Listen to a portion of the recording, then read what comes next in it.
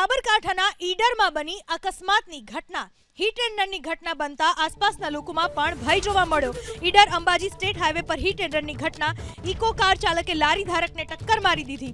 અકસ્માતમાં લારી ધારકને ગંભીર ઈજા પહોંચી। અકસ્માત બાદ કાર ચાલક સ્થળ પરથી ફરાર થઈ ચૂક્યો છે। સાબરકાંઠાના ઈડરમાં રફતારનો કહેર જોવા મળ્યો। ઈડર અંબાજી સ્ટેટ હાઈવે પર હિટ એન્ડ રનની ઘટના બની। ઇકો કાર ચાલકે લારી ધારકને ટક્કર મારી દીધી। અકસ્માતમાં લારી ધારકને ગંભીર રીતે ઈજા પહોંચી છે અને ટક્કર માર્યા બાદ કાર ચાલક ઘટના સ્થળેથી ફરાર થઈ ગયો। અકસ્માત બાદ કાર ચાલક સ્થળ પરથી ફરાર થઈ ચૂક્યો છે।